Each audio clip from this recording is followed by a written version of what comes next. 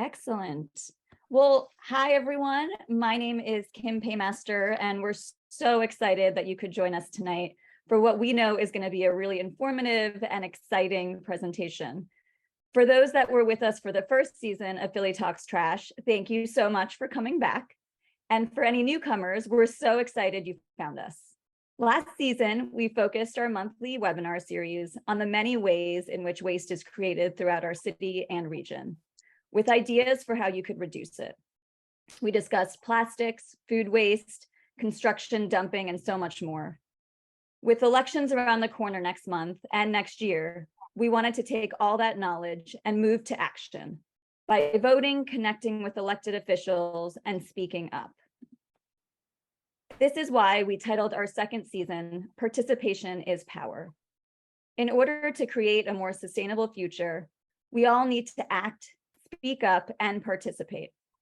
For those that don't already know, Philly Talks Trash is a collaboration between the Plastics Reduction Task Force of Weaver's Way and Philadelphia Neighborhood Network's Environment Action Committee. Whew, that's a mouthful, both of those names. This is the agenda for tonight's presentation. We encourage you to put any questions or comments that you may have during the presentation in the chat box, and we'll do our best to get to them during our Q&A later tonight. And if we're not able to, we'll make sure to email you after the session. We are waiting on Charles Ellison, our host for tonight. But in the meantime, I just wanted to introduce our first speaker for the evening, who will be Katie Bloom. Give me 1 second. Sorry, 1 second. Katie, are you able to join us tonight? Yep.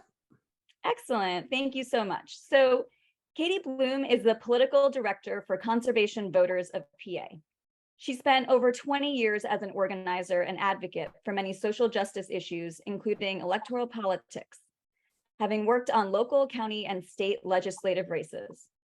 Prior to joining this organization, Katie served as the Deputy Political and Organizing Director for the Pennsylvania Democratic Party, and she currently serves on her community's borough council. As the political director, Katie brings her diverse background to the nonprofit, private, and political sectors. She works with elected officials and candidates to highlight the possibilities for progress in combating the climate crisis here in Pennsylvania. Katie, we're so excited that you can join us and help educate us on how everything works in Pennsylvania, and what we need to be looking for this November as we go to the voting stations. I'm going to hand it over. It is a lot, and I just want to thank everyone for joining us. One of the big tools that we use in the environmental community is our environmental scorecard, and I'm going to lead off with that. And actually, I'm pleased to see Maurice here because Clean Water Action is one of our partners in the Pennsylvania Environmental Scorecard. For folks who don't know, some people get tripped up, especially if they've moved here from another state, et cetera, is Pennsylvania has a 2-year-long legislative session. And sometimes we have a lot of bills that the environmental community scores. And we had a lot this last cycle, and we probably could have had more, but it has been very interesting. And we actually have seen an increase and even more of a partisan divide between pro-environment and anti-environment votes in our scorecard. Even more so, we thought it was a lot. We had a 500% increase in 0% scores in the 2019 scorecard, the 2019 to 2020 scorecard, but now we're seeing an even greater partisan divide on environmental issues. We had numerous anti-regulatory bills that we scored. I mean, this is everything, my favorite, this is just because this is my favorite title, the Office of the Independent Repealer.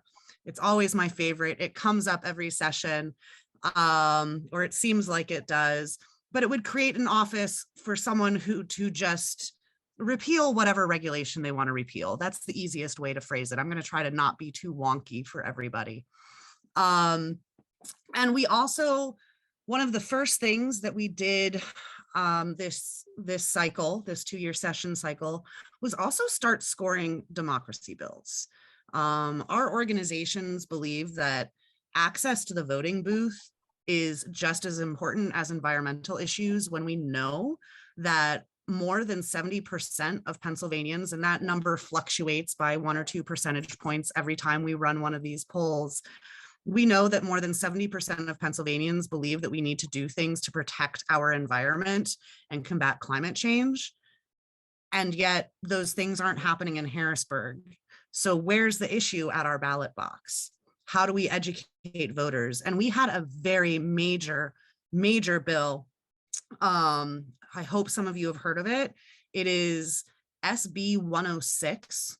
That's the constitutional amendment bill that hopefully some of you have heard of it. There were 5 constitutional amendments in that bill.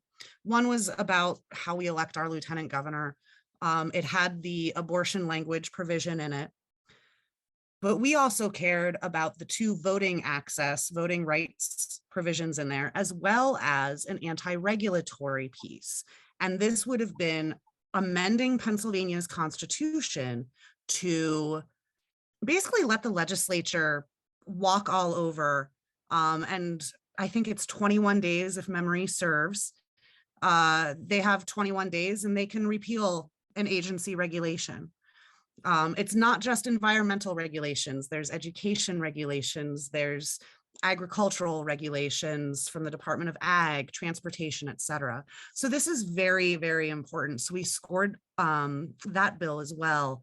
And we're starting to score more things across justice spaces where we can, just because of how all of those issues interact with one another. And it'll be interesting going into the next scorecard. And I do want to lift up, and I see that I have co-host capabilities.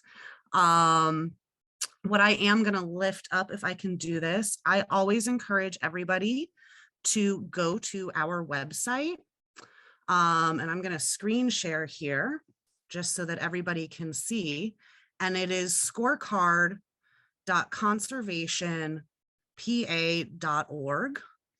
We also have a PDF version that you can get. Let me go back here. So this is a picture of our Senate seats. When you are on this website, you can scroll over a seat and see how people scored. So we know that, let's see, Amanda Capoletti has 100% score. She's the green. I'm actually up here with Jake Corman, and he has a 0% score this last cycle and a 21% lifetime score. You can also access a PDF version of this. Hold on, there we go. And if you just click on this map help link, you can access the PDF version, and it has all of the scores and everything in one place. So you can see here, we have tallied for everybody all of the facts and figures. 91% of 91% is the average Democratic score, 4% for Republicans. So you can see some of the statistics in here as well. And we very conveniently list out for everybody who's 100% and who is a 0. And scrolling through this just to help people understand the bills. We do have some basic bill descriptions for people as well. And this PDF link is available, and we list out the pro-environment votes, but you can see that some bills died in one chamber, some did not. Some bills were vetoed by the governor. And then as you scroll through this, and again, public access, you can just go to the website and download this. I'm picking up Mary Jo Daley here. It'll list her House district, her party affiliation, her current score, her lifetime score, and how she voted. And this is a resource that anybody can use to look up their state legislator.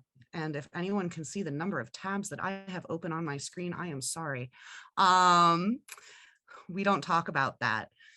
But one thing I also want to talk about as we talk about the scorecard and why it's important is also talking about why passing good environmental legislation is A, really important, and B, really hard to do, and why our state legislatures matter. When you just look at the colors of the map that I have here on the screen, you can see that we just have little pockets. So we know that there is a lot of fracking in the northern tier of Pennsylvania. We also know that we have an anti-environment majority. And it's made up of a lot of folks in these red areas here. So I'm going to stop screen sharing. But we have to elect more pro-environment champions. I know a lot of you are in the SEPA Philadelphia area. You have a lot of great folks there. And it's going to be those legislators that can also help push their fellow members who are from other parts of the state to say, hey, what do we do to better our air quality? We need to do this. This affects my district just like it affects your district. And one thing that we talk about as well is sort of an overall, when we are talking about any environmental issue in Pennsylvania, it actually affects all of us. We have a massive watershed. We have 3 major watersheds here in Pennsylvania. They affect all of Pennsylvania's drinking water. And this is just on water. Something that is done that might be polluting in, let's say, Carbon County, that's part of the Delaware River watershed. That affects Philadelphia's drinking water. The Delaware River watershed alone supplies drinking water to, I want to say 13 million people off the top of my head. I'm going to let anyone chime in if I'm wrong on that $13 million or 13 million people number. So we have so many issues, but we do not have a majority of pro-environment legislators, and that's evidenced by the scorecard and the tracking of all of this legislation that we do. The environmental community has been trying very hard, and we've been grateful for Governor Wolf's veto pen, but now people want to legislate through constitutional amendment. So we need to make sure that we can start persuading moderates of both parties, that we can say issues that matter in Bucks County are also the same issues that matter in Warren County. And we need to get this across to legislators. There has been some work around forever chemicals, also known as PFAS, PFOAs. There's been great work done around that has been done in a bipartisan fashion. We have been able to get wonderful conservation and energy efficiency investments in the last budget cycle through some solid work, but we're not there yet. The state had an amazing budget surplus, which gave us the flexibility to make investments in things like whole home repairs, which will really help with energy efficiency. That also makes, and that budget package also included investments for state parks and things like that, and growing greener programs, which help local watershed associations, et cetera. But there is so much more we need to do because Pennsylvania is so far behind, so far behind. Pennsylvania still hasn't stepped up its commitments to protect the Chesapeake Bay watershed. I keep thinking Maryland might end up suing us one of these days. So, I mean, if it gets the press to actually do something, maybe I'll take it. But I think that we need to do what we can to figure out who we can talk to, who actually cares about their constituents on the other side of the aisle, to be pro-environment.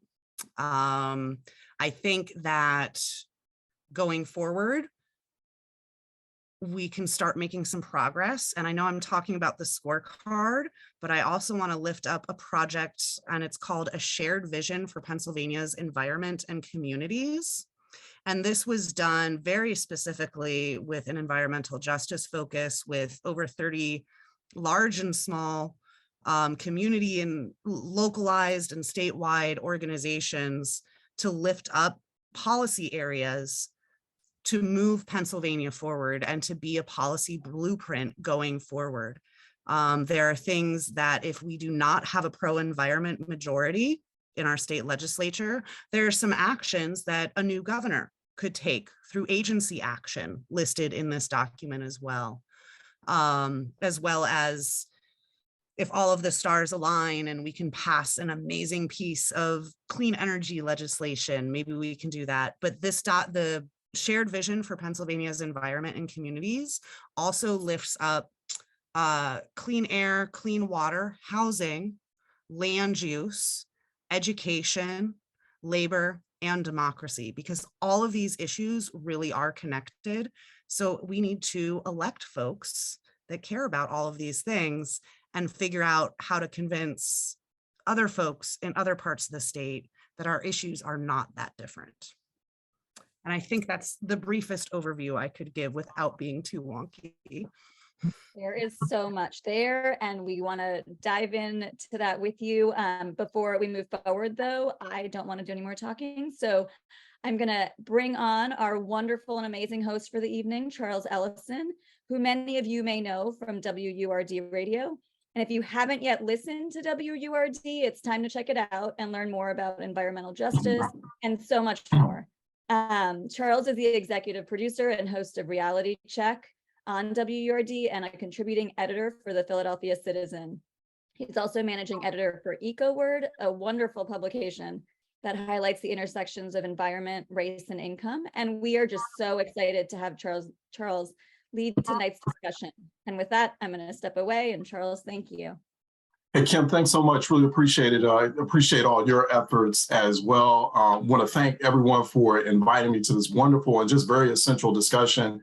We're at a really pivotal, critical moment, as Katie was just saying and just outlining just a few moments ago. And Katie, that scorecard is wonderful. That's my first time actually seeing it and viewing it.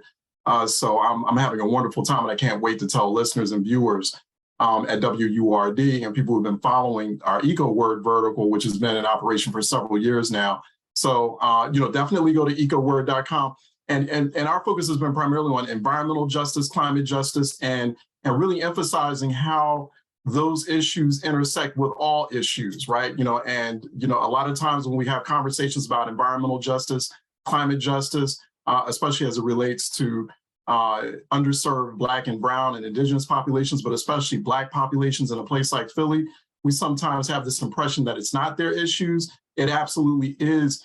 They're at the front line of those issues. And in fact, that's kind of what we're working towards also, is just growing bigger awareness around all the other different challenges that intersect with all things environment, all things climate, clean energy, and seeing different ways, experimenting with different ways in terms of the conversation and discourse to make this conversation, the types of conversations like the one we're having tonight, more resonant with voters, particularly in places like Philadelphia, Southeastern PA, which is ground zero for some of these issues, like, from fracking to flooding to pollution from fossil fuels, and also all the various public health ailments and challenges that happen as a result, and those rates are very high in a place like where I grew up.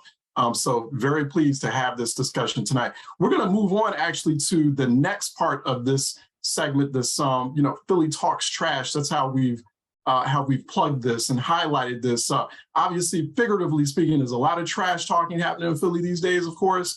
But literally there is so much trash to sort through, especially as it relates to our environment and our health, and the conditions that many of us Pennsylvanians are living through, unnecessarily so, as a result of lack of action on our environment. And as we like to call it on EcoWord, the spaces we live in, right? We're not disconnected from the environment. We are the environment. Like, we're a part of it. It is what sustains us, right? Without the environment, we don't exist. And so I want to go ahead and move into this next part of the discussion to talk about this pivotal 2022 midterm election moment that we're in. We have some very big races on both the federal and state level.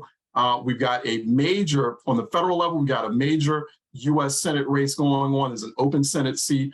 We've got two candidates who are vying for that, a Democrat and Republican.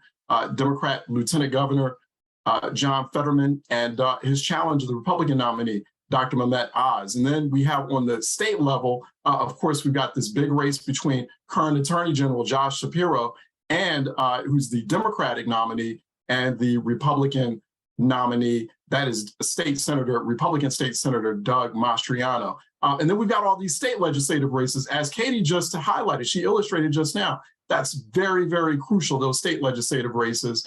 And just, real quick, before I go on to our guests, a lot of us don't realize that most voters, most constituents, most people do not know who their state representative or who their state senator is.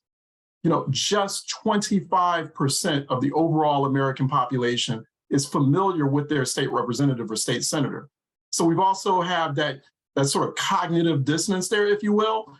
This big sort of civic literacy project that we're also embarking on as we're talking about these big issues and trying to get people more aware and more involved in big, consequential, high stakes elections like this. Let's talk about those elections, especially those big ticket races, the race for US Senate on the federal level and the race for governor in Pennsylvania on the state level. Pennsylvania, as you all know, major battleground state. Pennsylvania, it saved the world in 2020. Will it do it again in 2022? And will environment be a key decisive issue? Where do those candidates, where do they stand on issues such as the environment, such as pollution, such as environmental injustice, such as the state of the climate right now, and other issues that intersect with it? So we're going to bring back Kim Paymaster. Of course, she's going to be sort of joining us for a discussion on this. And then also Maurice Sampson, who is with Clean Water Action PA, its Eastern Director. I know Maurice for a very long time. He's a very good friend of WURD and EcoWord. He was at our EcoWord Summit, our big, very successful EcoWord Summit in Philadelphia, which we had where we were having these conversations on a grassroots level. But they're both going to talk about, and I'm real curious to see what their assessment is about this Pennsylvania governor's race. Like, what's that look like? We're going to start off with the Pennsylvania governor's race and see what that looks like in terms of where the gubernatorial candidates stand on, and not just the Republicans and Democrats, but we got a few other candidates as well. Where do they stand on environmental and climate issues? Kim, I'll go back to you. Where do these candidates stand overall on climate and environment issues? I'm going to let Maurice take it from here. Let's let Maurice and go then ahead. I'll jump in just 1 minute. Excellent. Good. Well, thank you very much, Charles. Appreciate your being here. Now, there are a number of candidates running for governor and senator in Pennsylvania, and we are going to focus on specifically the Republican and Democratic candidates today. And in the race for governor, Mastriano and Shapiro are at different ends of the spectrum when it comes to most environmental issues, but neither has a public stance that moves them away from fracking and the oil and gas industries immediately. Additionally, neither candidate has come out in support of RGGI, the Regional Greenhouse Gas Initiative, which Pennsylvania joined as the 12th participating state earlier this year, and is the first mandatory market-based program to reduce some greenhouse gas emissions in the United States. Let's go through the platforms in more detail. Next slide, please. Doug Mastriano was quoted calling climate change fake news, and pop science has been a staunch advocate for oil and the gas industry. Has been the focus on opening up more land for drilling, including state parks and forests. As for RGGI, Mastriano has publicly stated on his website and elsewhere, he will put this initiative out on the first day of his term if elected.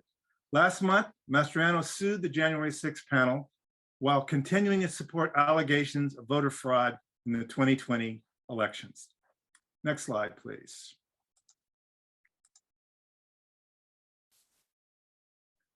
While he hasn't come out against RGGI, Shapiro has declined to support this initiative as of yet, stating he would want to do more to understand the implications first. While serving as the Attorney General, Shapiro has taken action against the fracking industry, releasing a report that stated federal agencies failed to protect people and regulate the companies involved. The report recommended regulation and transparency. The Shapiro platform is focused on making a transition to renewables while protecting Pennsylvania's jobs. And with that, I'll turn it back over to Kim to talk about the Senate race. Great, thanks, Maurice. So I think it was, hopefully clear that we've got, some ways to call that similarities, but like we've got some pretty divergent views between those two candidates.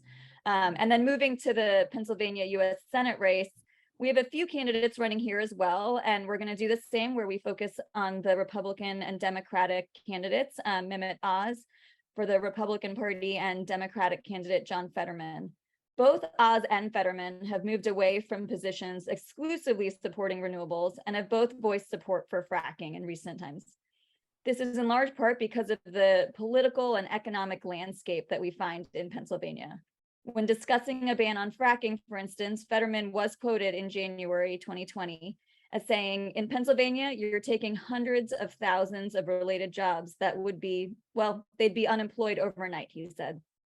He goes on to say, Pennsylvania is a margin play, and an outright ban on fracking isn't a margin play. This view is because candidates in Pennsylvania have repeatedly won their seat by a slim margin of votes.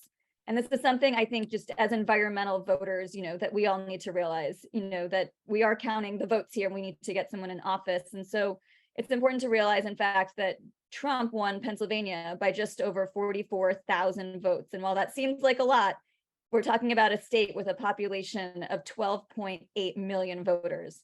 So still a slim margin. So many of you have probably heard of Mehmet Oz from his time as a TV medical celebrity. During that time, he was a huge advocate for stringent environmental, chemical, and energy regulations. Oz has emerged as an unabashed advocate now for the coal and gas industry. In February this year, he actually tweeted, as the next US Senator from Pennsylvania, I will fight back against heavy-handed regulations and protect the Pennsylvania energy industry. Alternatively, in 2016, Fetterman tweeted, I support a moratorium on fracking in Pennsylvania until we get an extraction tax and the strictest environmental regulations in this country. Today, he no longer supports a ban, but his website does call for a transition to emissions-free energy sources, but not at the cost of jobs. So he really does want to balance both of those things. He declares he never has or will take contributions or directions from the fossil fuel industry, and his decisions in Congress will be based on what he believes is best for Pennsylvania. So with that and our short presentation, Charles, would love to hear your thoughts, and what you've heard and seen. Yeah, this raises some. Thank you for that. It's a wonderful presentation, both Maurice and Kim, and a few things that we need to know. We probably didn't know before about where these candidates stand. There's a tendency to make assumptions based on the political parties that both candidates are affiliated with, right? Some of those assumptions, based on that presentation, are pretty true. And some of those assumptions might be a bit shocking to people. Let me ask you, I'll throw this out to both you and Maurice, Kim. The candidates in Pennsylvania seem extremely wedded to anything that's like a pure economic agenda, right? So it's like, hey, if it's not economic growth or framed in an economic growth context, we don't want to have anything to do with it, or we're not going to endorse it. How do you make environmental issues much more economic? And what I mean by that is, like, study after study is showing that the fossil fuel economy is hemorrhaging. It's dying. It's actually losing economy. It's losing jobs, it's hemorrhaging jobs. Clean energy sector, on the other hand, is actually the growth. That's the growth economy. That's actually what I would think. That's where Pennsylvania voters will want to be, and I don't think that message is getting out there. How do you make the environmental message much more economic so that average Pennsylvania voters can go along with that, can support an agenda like that? Go ahead, Kim, I'll start with you. So I would say that is true. I mean, I think the facts are there. We've seen, more and more jobs in, the green energy sector. But I think we need to make sure that those that are at risk of losing their jobs realize that and make sure that we're communicating in those communities and getting the Right. word out there. As someone with a lot more experience in the space, I'm going to let Maurice take it from there. Well, What do you I'm think, gonna Maurice? tell you, I think we need to remember that this is an extraction state, a mineral extraction state. The first oil well was built here. The first coal mines were built here. We have been going through a boom bust cycle for years. That in many ways, we are like any developing nation where we have incredible vast resources for which the people don't get to benefit. I think that what's true in Pennsylvania is that there are a great deal of people who are being poisoned by these industries. And by that, I mean both figuratively in terms of the message they're getting and literally in terms of what's happening to their minds and bodies. And everywhere people are poisoned, they understand. But the State House was built by the extraction industries. They own the place, you know, and they own the legislature. And it is going to take a lot of work. And I personally believe that we've got to, you know, we are very wedded as environmentalists to operating based on the science and the facts. What we've lost since Earth Day was our touch with the constituency. In 1970, with no internet, it was the largest international grassroots event. And you did not vote against environment, because if you did, you get kicked out of office. We almost immediately went away from that base to work on just science and facts, which worked very well until more recently. And we all know what's happened to science and facts. And we need to get back down to talking to people and building a base and building a constituency. The only issues that reign in politics are those issues that have a constituency. Our constituency is tiny. It is tiny. Our message is loud. Our message is clear. People understand. But until we have a constituency, we're not going to win. And that's the work that we've got to do if we're going to survive as a movement. Let me ask while we have just a few more minutes. And in fact, if during the course of this discussion, this entire discussion, everyone, feel free to leave questions in the Zoom group chat or to leave questions and let us know, you know, kind of what's on your mind. I'll make sure to be looking at that. Excuse me. And relaying those to our guests. So please feel free to leave questions in the Zoom group chat throughout this entire discussion. We'll be looking out for that. So Maurice, to that point, Maurice Kim, you know, how do we get that message down to the grassroots level? How do we also form an alliance between the grass tops and the grassroots to make them realize that environment is the way to go, so we can kind of revive that energy that Maurice just described from back in those days when there was no internet, and voting against the environment was actually rather risky on a political scale. How do we get back to, how do we do that? Is there a framework for that? Maybe like, you know, 3 or 4 or 5 steps towards that. I mean, so one thing that I think has been great about, you know, being able to do things over Zoom, for instance, is being able to connect people and communities and ideas that might have not been as easy before. So, you know, in the first season of our webinar series, we were able to talk about issues and not just talk about them, but bring people on that are working directly on these issues. And, you know, so for instance, we talked about environmental justice issues. You know, we talked about the pollution in Chester and how it is trash from Philadelphia, from New York, from, you know, Maryland, that's heading over there, and it's trash from all of us that's there. And so how do we make those connections so that people understand that we're all connected, right? Like that we all have these same issues, and that what happens in Chester matters to us, and that when we vote, we need to be voting to help those people in Chester, because that is also our issue. That is also our problem. And so I think the more that all of us can do to make those connections and to make it obvious that like all of these issues are connected, and we're not just, you know, making sure that my trash gets picked up outside, but that, you know, those plants don't go in Chester, and that, you know, we're making sure that they're safe and healthy. I think that leads us forward. Yeah. What do you think, Maurice? Thank you, Kel. Well, I mean, I think that we got to go back to our roots. I was recently gave testimony in an environmental justice policy hearing. And one of the most exciting parts of that hearing came with the last 2 speakers. One spoke from the Mountain Watershed Association, the other was from the Coalfield Alliance. Now, these are in areas of the state of Pennsylvania where there are very few people of color at all. And what was clear as they spoke is, one, they are operating according to an environmental justice philosophy in terms of what they do. Mhm. They were very clear about that. As I listened to these two speakers speak, I said to myself, what's the relationship between Chester and the Black community and the things that are doing, and the people that are in where the coal mines are, where the longwall mining is, where the fracking is going, and what's the distinctions? And I wrote down 3 words. They are all poor, they are all poisoned, and they are all powerless. But do you know what happens when you get an urban and a rural coalition together, especially in Pennsylvania? That's what we have to do. And I think that, you know, I got a call from York County and people who are dealing with the modern landfill.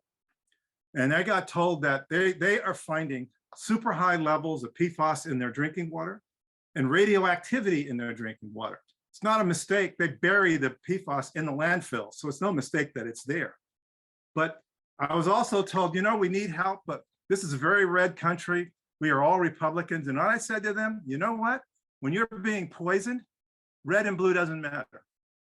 When you're being poisoned and your children are dying, that's where you unite. And what we need to do in Pennsylvania is we need to build a coalition. We put our politics in the jar by the door, and we deal with the politics of being poor and being poisoned and being powerless. When we do that, we're going to see more power than we have ever seen, because we have the votes. We just don't have the money. We have the votes. We can deal with the money. Yeah, thank you, Maurice. Kim, also, we have a comment from a participant, someone who's in the audience, Peter Handler. He's saying that we need to ask people what they need. And the key is the climate justice movement. If I could take just another minute about, you know, asking people what they need, meeting people where they are. So for example, I would love you both to sort of comment on this or react to this. I think every issue is an environmental or a climate issue. I do, and I can absolutely make direct connections. I can intersect every issue. Like right now in Philadelphia, what's the top issue? Violence. That's an environmental issue. And actually, environmental issues and environmental solutions are the ultimate fix on so many levels to the gun violence crisis. It's amazing. It's insane, actually, that local and state policymakers and federal policymakers are missing out on that. Like actually, like the environmental fixes could actually dramatically reduce the gun violence crisis by like anywhere from 74 to 93%. I've done the research. I've seen that. So, you know, I feel like environment, whether we know it or not, whether we like it or not, is the number one. It is the top issue. You can make it the top issue. But, you know, where do you meet people where they are? How do you ask them what they need, Kim? I mean, I think, you know, we got to get like places like this, right? I mean, I just think we have to get people to be able to talk to each other. I think that we don't give voice to, you know, everything that Maurice was saying, these communities where you have people, you know, with lower incomes that are dealing with all these pollution issues. Like we don't invite them to things. We don't invite people to hear from them and all the work they're doing. And so I think the more that we can connect them to resources, but also give them a voice and give them the platform and not talk about what's happening there, but let them talk about what's happening there and hear directly from them, because I'm not going to pretend to know what's happening in Chester. I don't live in Chester. Yeah. So let's hear directly from them about what's happening. And I think that's so much more powerful. Yeah, yeah. No, Maurice, a parting thought there? Yeah, we need to also let people define the issues as they see them. We may translate that as climate change, but when somebody says, I have a problem because I'm being poisoned by a landfill, we need to let it be a landfill. Because why? Because that's how they relate to it. In the end, it's about what we achieve together, and we need to stop insisting that it has to have the right label before we can explain it. We got to get out of our heads in this intellectual stuff and get down to the brass tacks of let's deal with people where they are, find the issues, and let's build a coalition across those things. Yeah, yeah.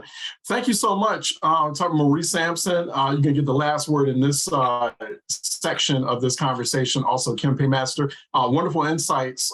We got a sense of exactly, okay, where do all these candidates stand on the environment? Like we're elevating environment to it being a top issue, because we're talking about a whole bunch of other issues in this election, which are important, right?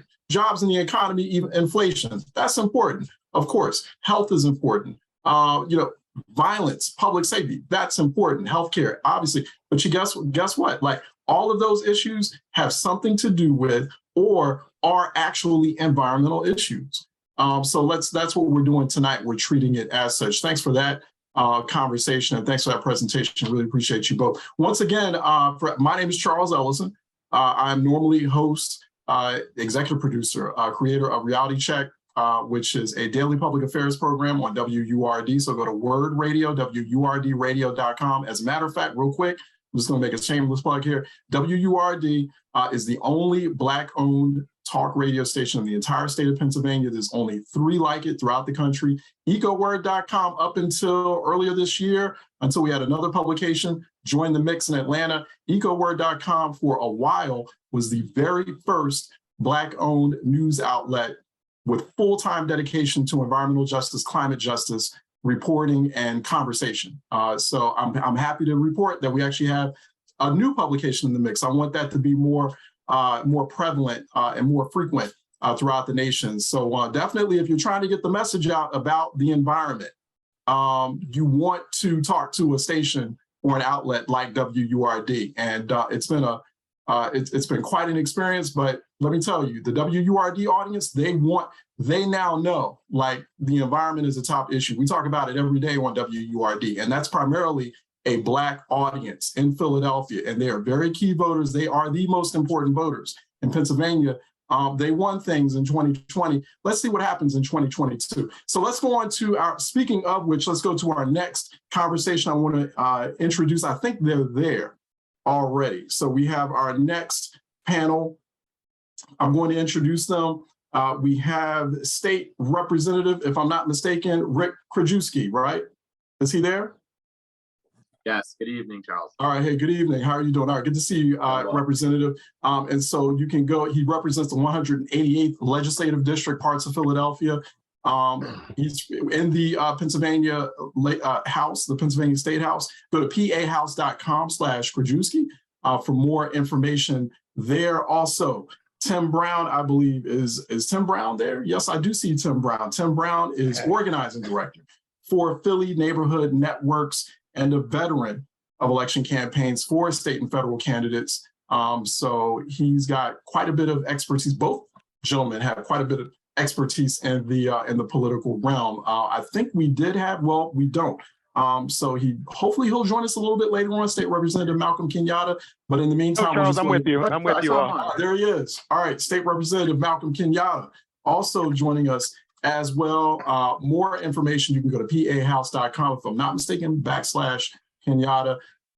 Thank you all for joining us. How are you all doing this evening? Good, glad to be with you.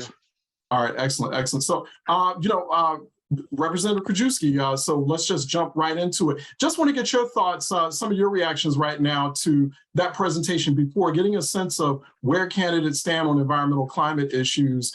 Do you think that's quite what you're seeing as well? And how do we get voters motivated on environmental issues? How do we turn voters into eco-voters? Yeah, Charles, and thank you again for allowing me to participate on this really important discussion. I thought a lot of what was already discussed between yourself and Maurice and others was really impactful, and I think really spoke to how entrenched Pennsylvania is when it comes to the fossil fuel industry. I mean, literally, and Malcolm can co-sign on this. On the House floor, if you look at the ceiling, there are banners that say steel. I think coal is one of the banners on the house ceiling. So when Maurice said that the fossil fuel industry built that building, I mean, he wasn't kidding.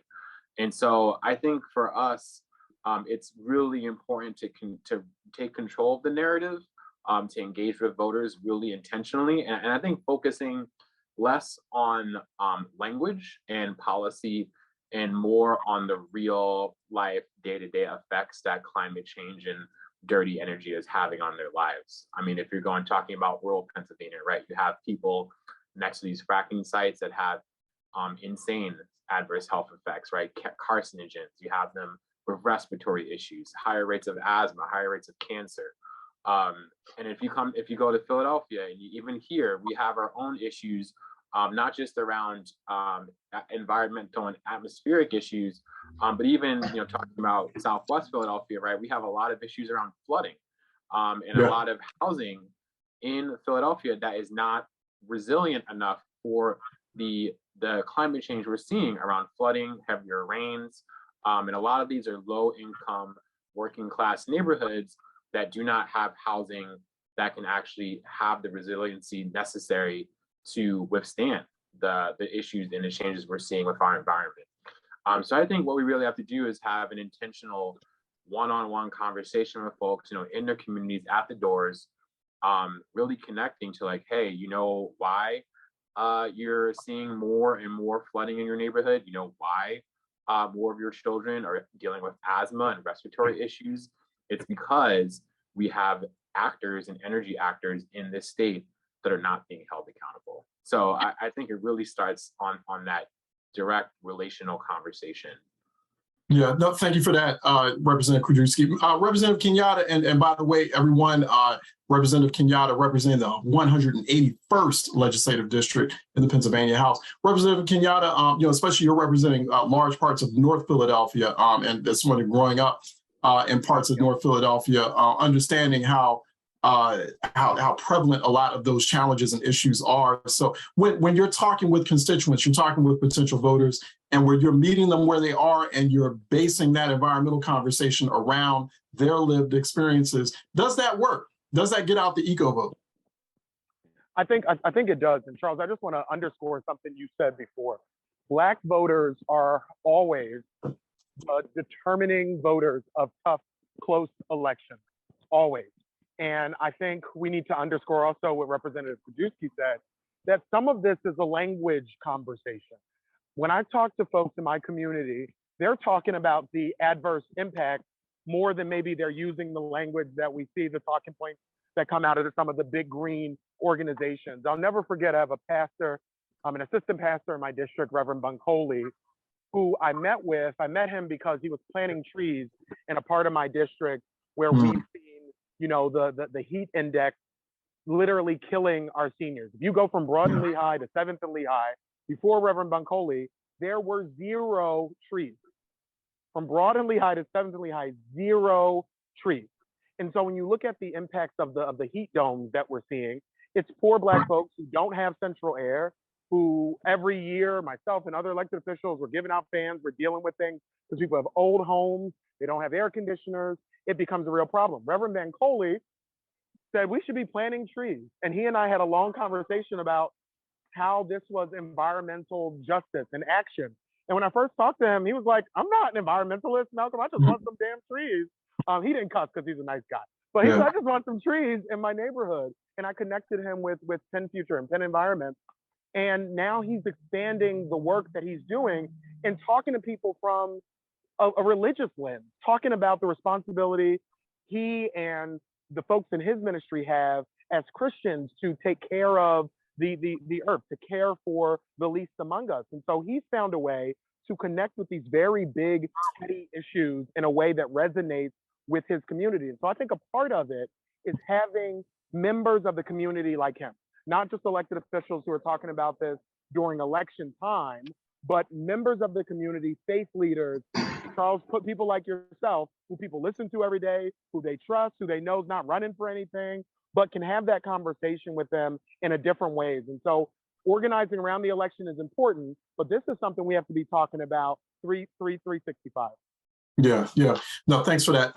Tim, and also just playing off of another comment from Peter Handler, IKEA is building a green renewable economy to be creating well-paying and hopefully union jobs. And so I was asking Kim and Maurice about that earlier. I want to get your thoughts on it. Like, how do you make environmental issues more economic?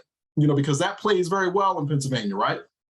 Well, I think it's a confluence of the two that really is important. But first, both Rick and Malcolm, before they became elected officials, were great organizers, and so they will attest to the fact that the organizers' credo is go to where they are. Yeah.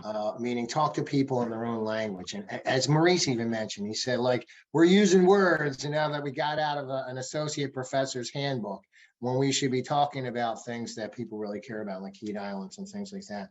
And I think there's a confluence between the problems that people are facing and the solution to the problem.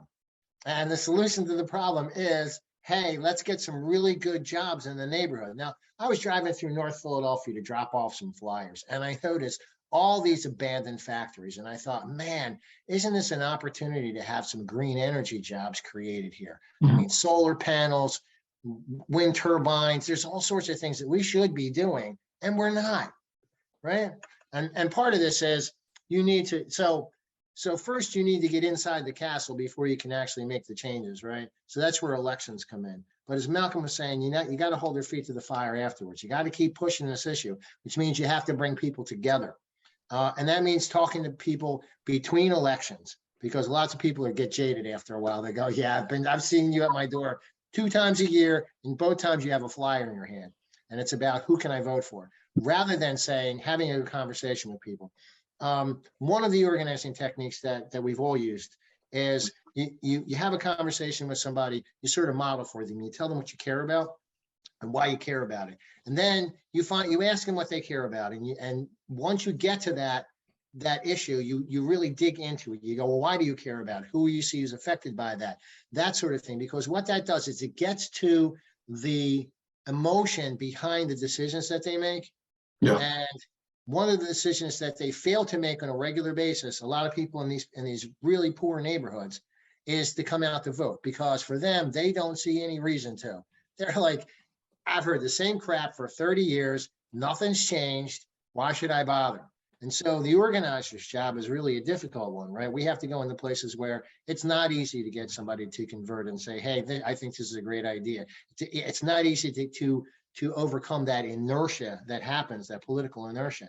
But I think it's really important. I think it starts with having conversations at the door with neighbors about real issues. And I think that talking to them about the solutions and saying, hey, a job would really help your neighborhood, wouldn't it? Could you imagine if you had a factory in your neighborhood and you created 400 jobs? I mean, what would that do to the neighborhood, right? Economically boost them, which revitalizes the whole place, Right. builds things around them, and all of it based upon a green economy would be super. Thanks, Tim. I'm going to throw this question out here to all three of you. I'll go back. I'm going to go round table. So on this, go back to Representative Krajewski to start. Hillary Zankel asked, how do we fight the fracking industry in Pennsylvania, though? Right? Because Maurice was saying earlier, like Pennsylvania, Harrisburg is like built on the extraction industry, right? It's like an extraction state, and it's always gone through all those boom bust cycles. So how do we fight that industry? She's commenting here or noting that it seems to keep expanding as it is so far from city centers, and therefore most of the population's thoughts, most of the population that's concentrated in the cities, not thinking about fracking as deeply as they should. Go ahead, Representative Krajewski. Yeah, 100%. I feel like I have this question every time I go to Harrisburg. I'm like, all right, because I actually serve on the environmental committee, which is chaired by Daryl Metcalf. And for the folks here, Daryl, I don't need to say anything else. And so you just see day in and day out that these people are completely beholden to the fossil fuel industry. They have bought out a lot of politicians. They have used their influence financially and politically to entrench themselves in politics in Harrisburg. And so one piece of this is absolutely electoral and political. We have to get more people in office that are going to be willing to stand up and stand back and push back against the fossil fuel industry, right? So I think definitely doing what we can to continue to engage in our communities, not just in Philadelphia, not even just in Pittsburgh, right? Throughout Allegheny County, throughout a lot of the rural counties, and having those people say, like, we will no longer tolerate politicians that are going to continuously vote for industry over the well-being of our communities. And as we start to build that line of defense and that political willpower, we can start to control the agenda and push back against the influence that they've built over generations in Harrisburg. So I think that's one part of it. And then the second part of it, right, is really being able to create a clear and bold vision of economic justice and environmental justice. And part of that has to be organized labor. Because one of the issues that we deal with, right, is you can't convince a Boilermaker that's making $50, $60 an hour to take a job installing solar panels for 15, right? We actually have to make sure that not only you're investing in green jobs, but that these green jobs are high paying, they're quality jobs, they're union jobs that are just as quality and just as much of a path to financial prosperity as some of these jobs are, because there are people who really have benefited working in the fossil fuel industry. And so it is up to us to work with labor, right? To also work with labor to make sure that we create a path that goes towards building out infrastructure. The jobs are there, right? There is a whole industry, right? Electrifying public transit, increasing our renewable energy infrastructure. We just have to actually have the resources behind that to not only make sure those jobs are there, but they're actually paying the kind of competitive and union supported wages where we can say that actually this is a viable path forward. Yeah, I think you're right about that. I think it's like, making green, clean, non-toxic jobs the norm, right? Making green, clean, non-toxic jobs the best jobs. Like, after a while, it just becomes a thing, especially for upcoming Generation Z and also those millennials. Millennials are aging now, but making it all like just so attractive. Like, I don't want those fossil fuel jobs. Those jobs are like the low paying jobs. I'm like, those jobs are going out of style. I want the green, clean, non-toxic, sustainable jobs. Hey, Representative Kenyatta, talk more about that, about like how to push back against fracking the fossil fuel industry in Pennsylvania. So step one, don't take their freaking money. I never have, never will. That's a big part of it. Because then they don't have to come to you and be like, hey, remember that check? No, I don't remember the check because I never took it. So that's step one. Step two is, I think, it's been said, but it bears sort of repeating and doubling down on. I have been, just since the primary was over, to 32 counties in Pennsylvania. I'm talking about candidates, but also talking about issues. You go to a place like Aliquippa and talk to people in Aliquippa where they're building a new, plant out there. Those folks don't love fracking. What they love are their families and their kids and taking care of those families and kids. And to Rep. Krajewski's point, how are we going to be able to take care of the people I love? And how can we do that now? I think what we saw with the Inflation Reduction Act gives us a bit of hope. The largest investment in clean energy in American history, in world history, anywhere, and every single union who had anything to do with it supported those investments. Now the state has an important job to make sure those dollars aren't bastardized and ended up used for the dirty projects, and that they actually go to the projects that are going to create those good paying green non-toxic jobs.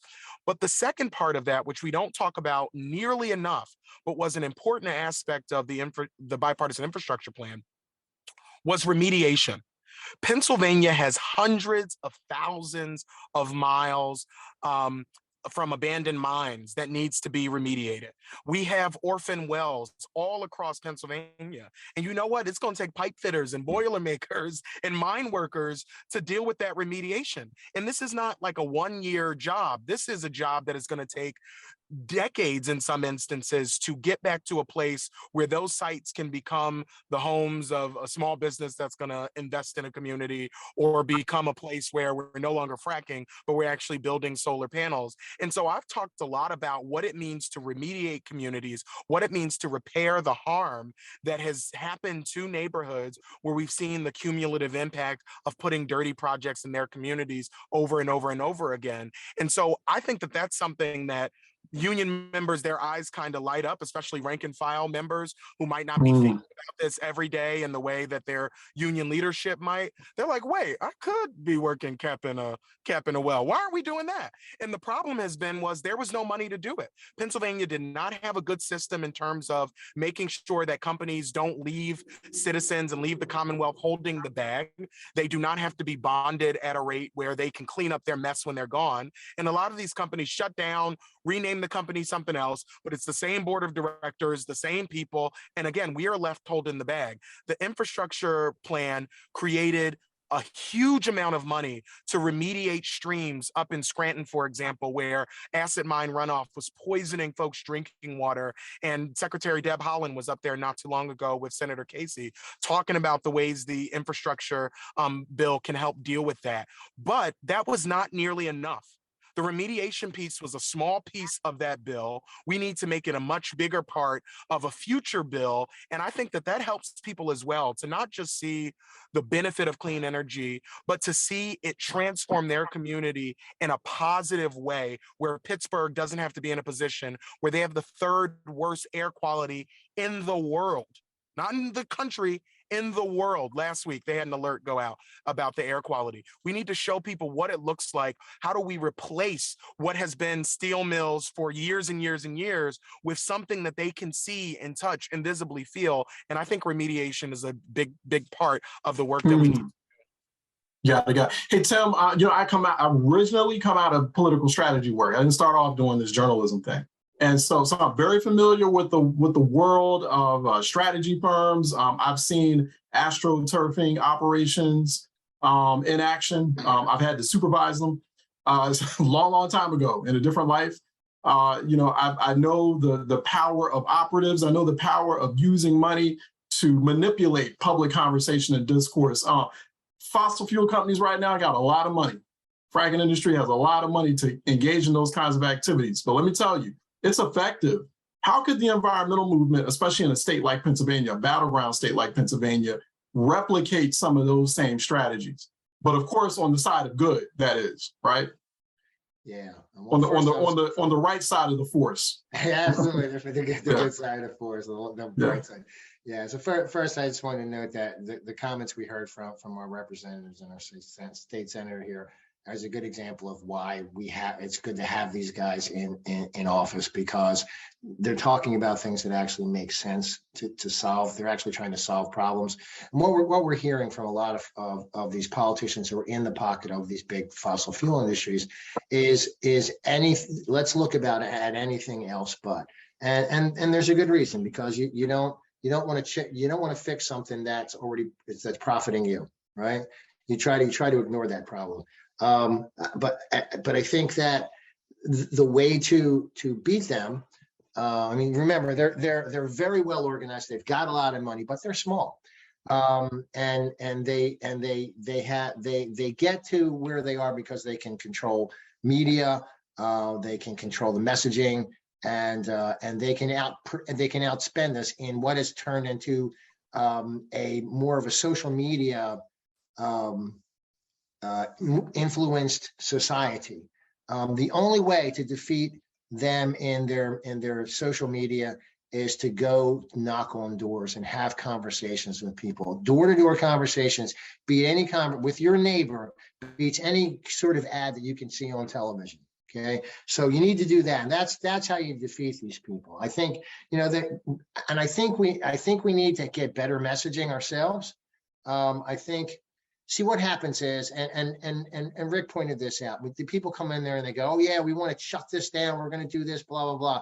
And somebody says, well, what's the viable alternative, right? So if you don't present a viable alternative, they're not going to change, because they need to, like, as Malcolm pointed out, they want to feed their kids, right? They need to feed their families. They need to pay the mortgage. And so they can't, they're held over a barrel by these companies. And there's a lot of people that are in the middle of the state who have a well that is fracking on their land, and this is their revenue. This is how they're getting paid. So to tell them to shut that down and leave them no viable alternative is a fool's errand. So you need to get the messaging, you need to get the legislation together, and you need the money. And it seems like Joe Biden has provided us with at least the startup money to get this going. Yes. Yeah, yeah. We had a comment from Julie Slavitt. Julie Slavitt with the that is the Julie Slavitt actually. So the watershed Tacony Tacony watershed project. The success of Power Core's PHL and creating green jobs for people at risk is a good example of a program to expand. She makes a real good point. I think Power Core PHL is at powercorephl.org actually. So, definitely check that out. It is a very good point as well. Marie Sampson is saying you fight fracking by building coalitions with people who are suffering because of fracking.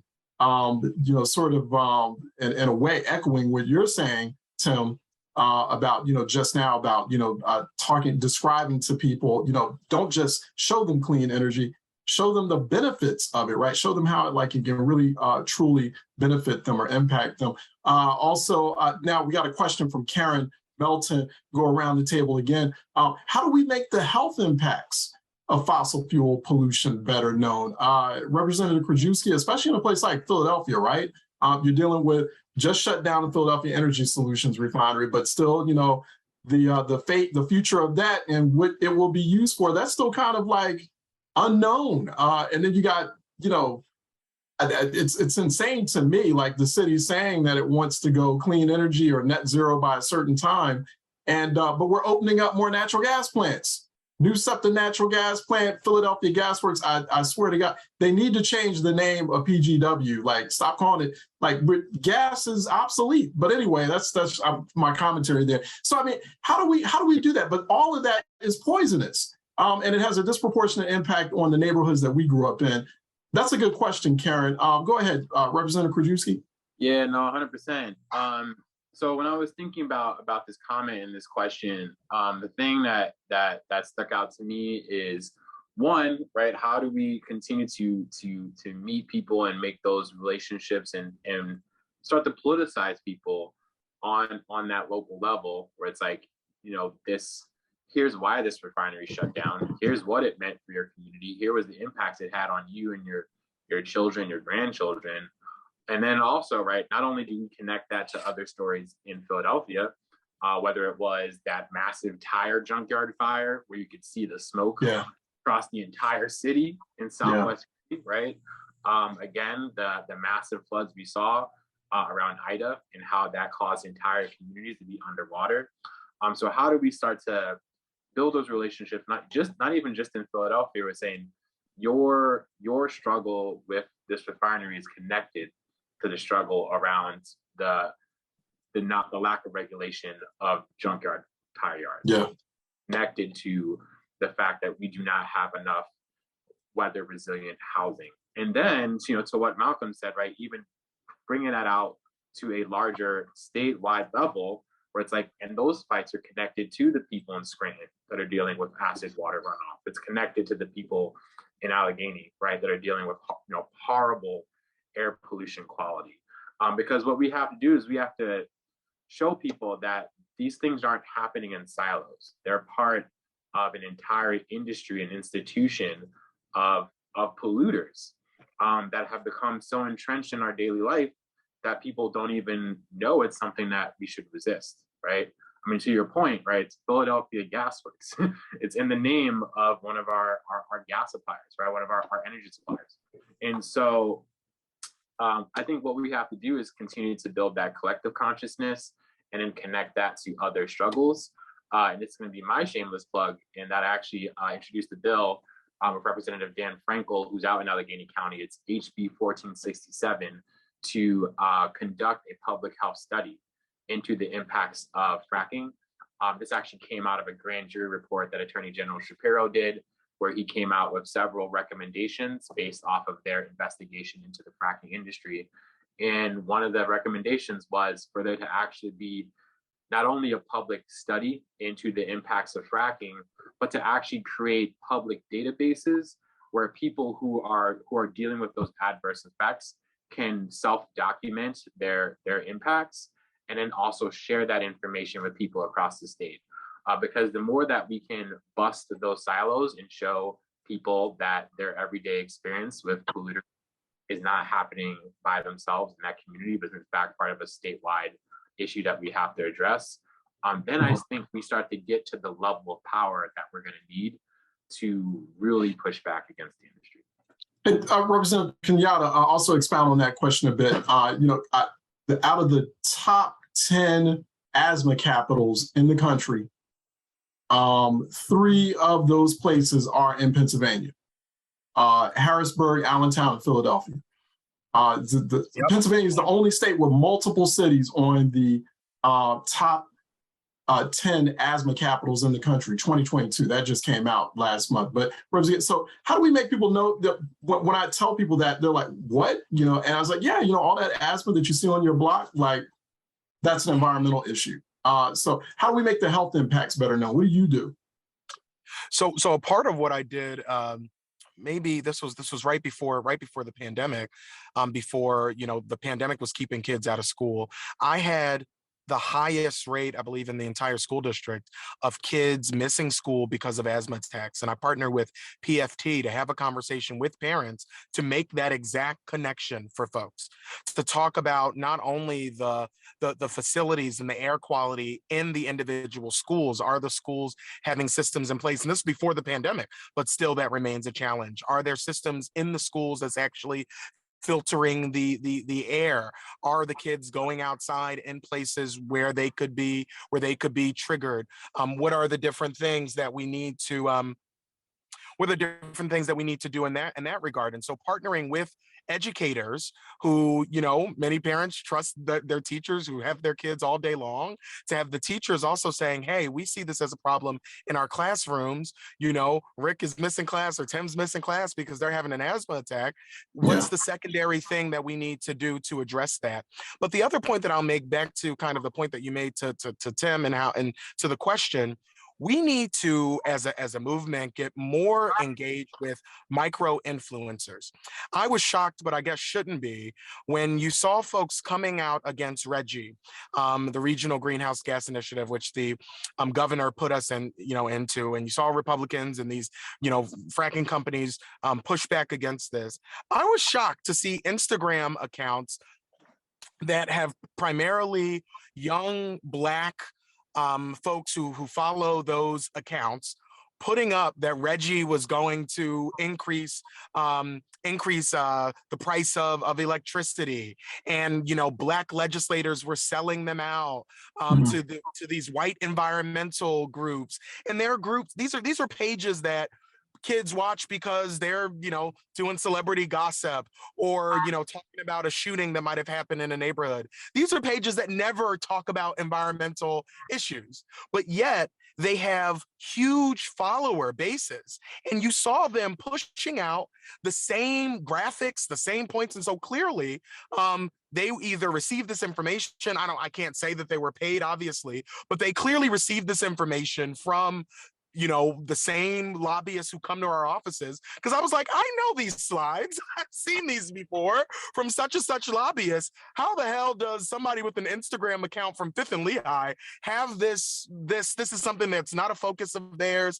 And so clearly the right and Big Fossil Fuels has recognized they need to be on TikTok. They need to have people on Instagram. They need to have people on Facebook pushing out these messages. And we have to do better at that as well, of having our message pushed out in a language and on a platform by trusted messengers, again, who are not politicians. I know politicians, we love to talk, and I apologize, I'm going a little long here. And people expect us to talk, but I think that there is something special about having a trusted messenger who people don't see tainted as like, oh, I know they're telling me this because they want me to vote this way or that way. But to have people like Reverend Ben Coley, I hold him up all the time, but to have people on TikTok and on Twitter pushing out these messages is going to be a big part of it, because ultimately millennials and Gen Z, if they vote at the numbers that we need millennials and Gen Z to vote at, folks who care about saving our planet will win every election. But the turnout is not there, as we know, a cycle after cycle. And I think a part of it is we've had the same sort of old slate of older politicians. I'm talking to these voters and they don't want to hear it. We have to have different messengers communicate these messages. And if the fossil fuel industry can do it, we can do it. We know a thing or two about organizing.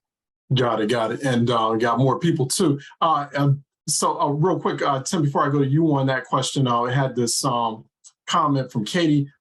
The PES's future, Philadelphia Energy Solution future, is still unknown. The state legislature is very important this year, but local elections, whether in Philly or where I live, middle of nowhere, she says, are also very important next year for some of those direct community impacts. And Kim responded saying, good point, Katie.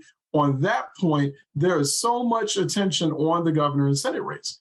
What do the panelists recommend to get more focus on the importance of the legislative races during these last couple of weeks? Because we are wrapping up soon. Tim, how do we get more focus on those state legislative races, which I'm sure Representatives Krajewski and Kenyatta would very much appreciate. I'd very much appreciate a different kind of Harrisburg. I'm sure these guys are going to be fine. But there are areas in the rest of the state that we have problems with. Yeah. And as they pointed out, there's one side that's very focused and very, very heavily moneyed, and they're able to push out this cynical grass tops nonsense that gets out there and floods the social media, floods the airwaves, and creates, oh, well, of course, this is the way it is. And if you hear the same thing over and over again, it becomes the same big lie that, say, Trump pushed out about the election. You keep hearing the same thing. And so the answer to the original question, or how do we fight this? The answer is repetition. And we have to be at the doors. We have to have those conversations. And we have to have social media that is doing the work that the other to counterbalance the other side. If one side has an Air Force, we have to have an Air Force too. But the battle is won on the ground. So you go knock more doors than they do, and you can make a difference. Regarding that, Malcolm's talk about influencers, and this is really important. There was a study done. They show that the three most important people and most trusted people in a person's life is their mom, their pastor, and their doctor. We need to find those sorts of people who are trusted in the communities, the RCOs, anybody like that will work with us to push the message out to folks. Hey, this is the impact that it's having on your life and your children's lives and your grandchildren's lives. Do you want to do something about it? And I think that's where you get them. I think that's the best way to counter them. Yeah, no, thanks for that, Tim. Also, some other comments from some of our other participants. Joanne Martini was talking about Physicians for Social Responsibility, another organization, another group in Pennsylvania, has been doing a series on environmental health issues, including ones about the harms of gas cooking and asthma. And then Maurice Sampson, I love it when he makes this point. I love when Maurice always makes this point. I watched when Maurice made this point one time in last year's EcoWord Summit, which was packed. Because a lot of people didn't realize this, didn't know this. He was like, asthma is not inherited or caused by natural circumstances. Asthma is a disease caused by pollution. He was like, asthma is a man-made disease. And I just remember the audience like hushing and whispering and stunned, because they were like, wow, like I didn't realize that, right? I always thought it was genetic. It's not. It's caused by pollution. Karen Melton also steps in talking about PGW, Philadelphia Gas Works, is trying to take customers away from the steam loop, which has stated plans to transition to green energy. PGW already had an agreement for 20 National Park Service buildings around Independence Mall, and Amtrak 30th Street Station Rehab Project includes a plan to install gas boilers in place of the steam loop. Unbelievable. These federal agencies are ignoring President Biden directives right in Philadelphia. What can we do? Representative Krajewski, I'll go back to you and I'll ask Representative Kenyatta about that. Go ahead. That's a good question. Thanks, Karen. Yeah, I'm not gonna lie. I didn't even know about that. I didn't either. I'm about to follow up. Yeah. Yeah, but I think and this even kind of goes back to the question about the legislative races. I think this also speaks to the importance, right, of having strong municipal actors as well, right, and folks on the local level who are also clear about the need to have um, real accountability when it comes to renewable and environmentally friendly infrastructure. So I think this is something where we have to not only as state legislators, but also right as council people, and even the mayor, right, have to actually figure out how do we come together and ensure that we are moving forward towards the future that we really believe in and that we know is urgent for the city. So that's definitely a great question that I want to learn more about and figure out how I can be helpful. Yeah. And just to zoom it out just really quickly, in terms of the legislative stuff, I again creating that local municipal and just like community organizing in a lot of these places is super important too, because in addition to the state races, you have a lot of vested interests that are going for school board elections, they're going for local council elections. And in addition to all the stuff we're talking about in terms of the fossil fuel industry, we are also having a huge problem with municipalities selling off their water departments. Like there is a big water privatization trend that is happening in Pennsylvania. And we know that access, right, to safe, clean, affordable water is obviously a climate issue. So I think doing what we can to also make sure we're not leaving those local small level elections off the table also is a part of that, because then you start to build the infrastructure where now we're going for state reps and state senators. So I just wanted to make sure we put a plug to that. No, I thank you. That's a very, very important point, especially as what Mostef said in his track, World War Water, right? It's here.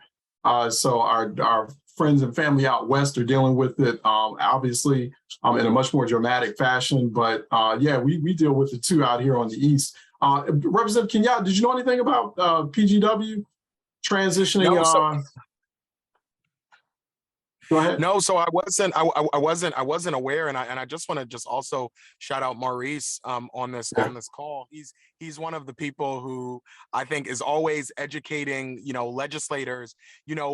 You all know what's happening in your individual neighborhood more than any of us, and so thank you for elevating this up, because that's a part of it too. That there's so much going on, and bad actors. Trump is a prime example. He's really kind of pioneered a strategy of just throw as much spaghetti at the wall that people kind of forget what's going on, because so much is going on all the I think we lost Representative Kenyatta. I heard like a siren suddenly. Oh, there you are. You there? I think I'm away from it now. But so much is going on, and so having those trusted community people who we as legislators can look to and keep us abreast of these things is really important. So thank you for bubbling that up. I also just want to highlight quickly a package of bills that myself, Rep Bullock, and Rep Rabb, and Maurice, again, a big part of helping us get that legislation to a good point, introduced on a variety of different topics around environmental justice. One of them is actually codifying the Department of Environmental Justice under DEP, which does not exist in state statute. It only exists because we have a Secretary of DEP right now and a governor right now who thinks environmental justice is important. But we need to codify that. And I mentioned that board because that environmental justice board has individuals doing exactly what Karen is doing, bubbling up the things that they're seeing in their communities that can be environmental hazards that need to be addressed. And so you're going to have a lot of people looking into that now, because I hadn't heard about it and Rick hadn't heard about it, but we heard about it now. And so thank you for bubbling that up. Yeah, no, I appreciate that as well. And just some final comments, because I know we're wrapping up. We don't want to keep everyone from all their active 2022 election cycle duties, but we do appreciate you being here with us for this panel. And some of the questions and the comments too, just extremely insightful. Appreciate that. Peter Handler jumping in again. Well, first, Maurice also reminding us that water costs more per gallon than gasoline. Water costs more per gallon than gasoline. That's, so that most people do not know that.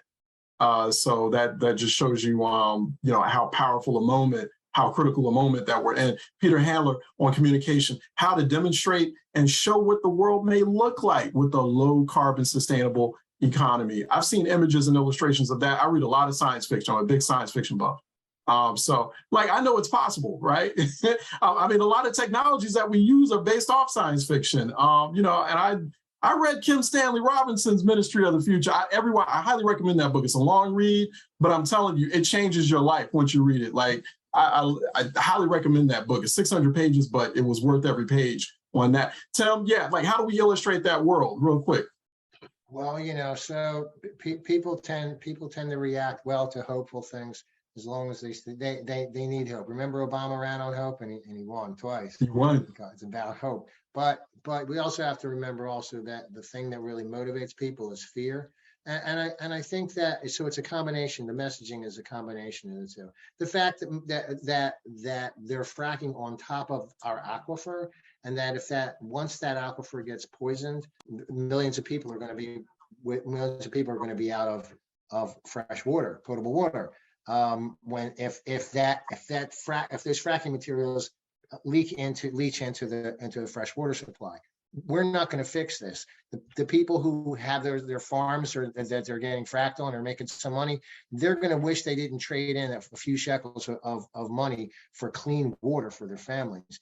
And the people who that really own this are a bunch of Texas billionaires who don't have to worry about the results of this. I think going in with messaging that says, look, these are real problems that you're going to face if you don't do something about this, and here's a real alternative to it, I think is the way we do this. And it's repetition, repetition, repetition. Yes, it is. Keep going out the doors, having conversations with people, having the social media say the same things over and over again. Remember what Bernie Sanders did over and over again? He said the same three things and it's stuck in people's heads. That's what we need to do in order for that to do, because the kind of insidious stuff that Rick was talking about with the social media stuff that they're pushing out, it's horrible stuff. It's a lie, and it's done by these frackers and the fossil fuel industry. We need to be able to counter that with good messaging. Yeah, we see quite a bit of that on social media. I'm going to have to wrap this up. A wonderful conversation. I wish we had more time. Tim Brown, you got the last word. Tim Brown is a strategist with the Philly Neighborhood Networks. So he's been joining us here on our Philly Talks Trash special discussion, special broadcast here, where we're talking about the role that environment plays in the 2022 midterm elections. Also joining us here, we have special guest representative, Pennsylvania State Representative, that is Rick Krajewski. He represents the 188th Legislative District in Pennsylvania. Go to pahouse.com/Krajewski. It's that simple. Online to get more information there, especially if you're a constituent in Philadelphia, and also Pennsylvania State Representative Malcolm Kenyatta. Go to pahouse.com/Kenyatta, I believe. That's pretty easy right there. Philly, by the way, Philly Neighborhood Networks, I should give them a shout out and a plug. You should go visit them at phillynn.org. Philly Neighborhood Networks. We had Tim Brown here at its head. Also want to thank Marie Sampson and Kim Paymaster, earlier on. Katie Bloom, Conservation Voters of PA, want to thank them as well. That was a wonderful presentation, by the way, too. I got schooled on that scorecard. I can't wait to dip into it. Katie, thank you for that. And thank you, everyone, for the questions and the wonderful comments, many of them. So I've got some of them. I'm going to share them on social media as well when I get a quick moment. And so I hope we have a conversation like this again, and I hope we do it more frequently and figure out ways in which we can impact not just the conversation, but the election landscape too. So we got, a little less than 3 weeks. So I think we charged some people up. We know how to turn voters into eco voters now. So we've got our marching orders. Let's see what we can do when we get back to our various capacities and make this a truly significant and important 2022 election year. I'm Charles Ellison. Once again, you can go to WURD Radio or wordradio.com. It's the most important talk radio outlet in the state of Pennsylvania. And that's facts. I got receipts to show for that. And ecoword.com for more information on our EcoWord Environmental Justice, Climate Justice Journalism Initiative. So I want to thank everybody. Thanks for the invitation. I'm really honored and pleased to join you all today, and looking forward to talking to you again. Take care. Good night. Thank Kim? you. For Night, those everyone. that are still on, we just wanted to add some more inspiration. I don't even know how we could be more inspired right now.